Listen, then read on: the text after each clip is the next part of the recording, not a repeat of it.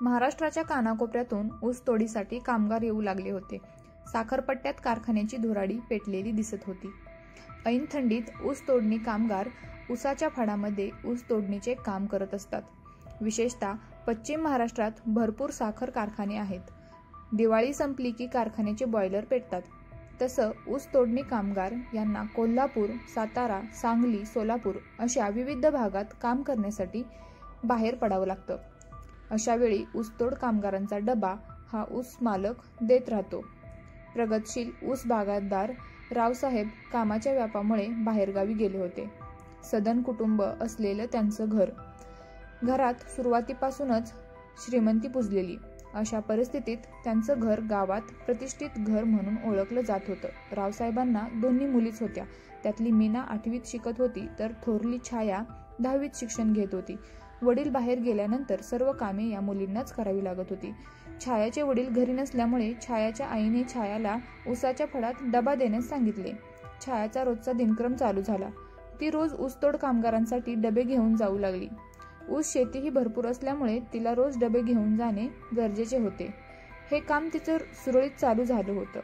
तसंच तिथे काम करणाऱ्या कामगारांमध्येच एक कामगार होता, सुरेश. त्याचं वय होतं 23 वर्षे.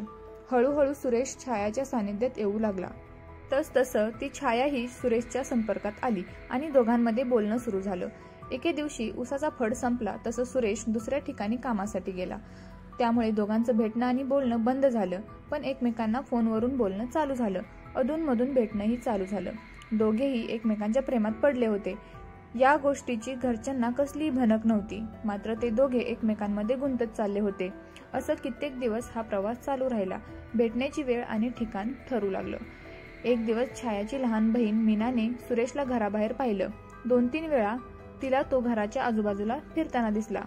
ऊसाचा फड तर केव्हाच तुटून गेला तरी सुरेश अजून त्यांच्याच गावात कसा काय, मीनाला प्रश्न पडला. मीना लगेचच आईबाबांजवळ बोलली. त्यांच्या मनात शंकेची पाल चुकचुकली. घरच्यांनी तिच्यावर पाळत ठेवली. कधी कधी सुरेश तिच्या घरच्यांना पाहून हेलपाटे मारून निघून जायचा. एके दिवशी त्याने छायाला शाळेत भेटण्याचा प्रयत्न केला. ते तिच्या शिक्षकांनी पाहिलं आणि ते तिच्या घरच्यांना सांगितलं. शंकेचं रूपांतर सत्यात झालं होतं. घरच्या प्रतिष्ठेला कलंक लागणार या भीतीने घरच्यांनी तिचा मोबाईल काढून घेतला आणि तिचा संवाद बंद झाला. परंतु अशा परिस्थितीत हार मानली नाही. तसा सुरेश बेचैन झाला होता.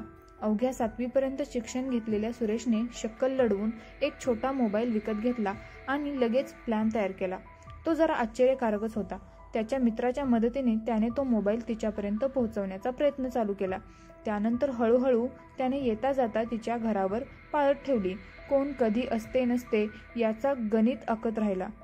एक दिवस पुढे सरकत गेले तसं सुरेश त्याच्या मूळ गावाकडे जाण्याच्या मार्गावर आपलं सामान गोळा करायला लागला. शेवटची संधी म्हणून तो एक दिवस पुन्हा तिच्या घराकडे गेला आणि त्याला छाया दिसली. तसा तो पटकन पळत गेला. अंगणात असणाऱ्या झाडीत दडून बसला. कोण नाही याचा फायदा घेत तो मोबाईल तिच्या हातात देऊन निघून गेला. तसा तो आपल्या गावाकडे आला. त्यानंतर त्यांचा गुपचूपपणे पुन्हा संवाद चालू झाला. 10वीची परीक्षा झाली. मार्क कमी मिळाले असले तरी छाया परीक्षेत पास झाली होती. पण सुरेशचा विरह तिला शांत बसू देत नव्हता. हळूहळू ते दोघे एकत्र येण्याचं प्लॅनिंग करू लागले.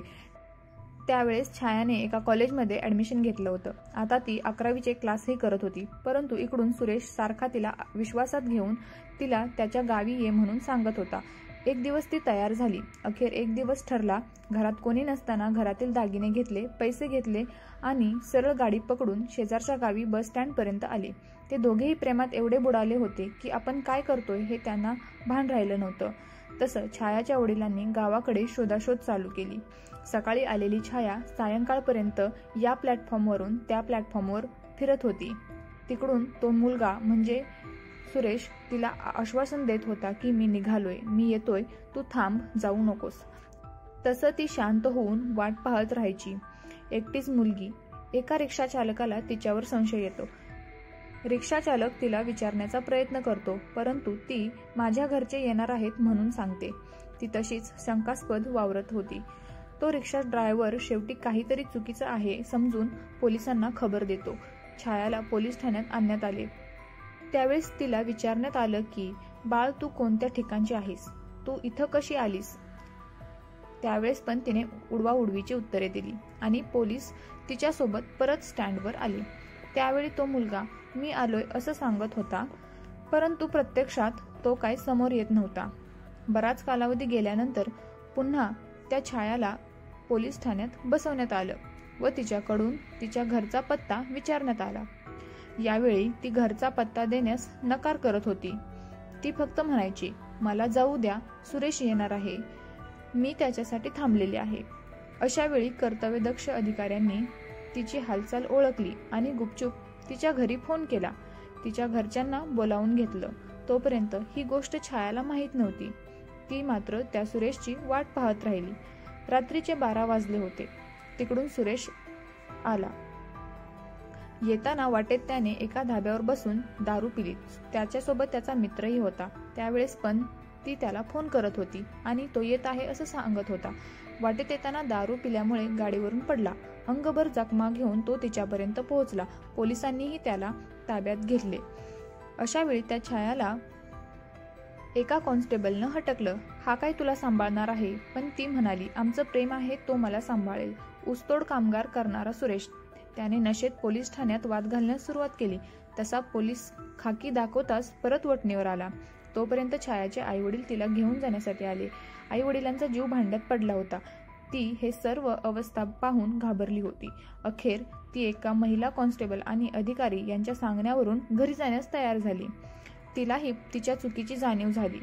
पुढे काय होणार होतं हे माहीत नाही, परंतु समाजातील काही रिक्षाचालक आणि चांगले अधिकारी, पोलीस यांच्यामुळे त्या मुलीचं आयुष्य बर्बाद होण्यापासून वाचलं.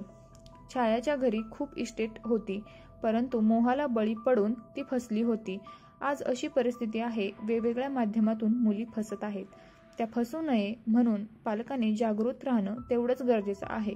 सत्य घटनेवर आधारित ही कथा कशी वाटली कमेंट्समध्ये व्यक्त करा आणि सतर्क राहा.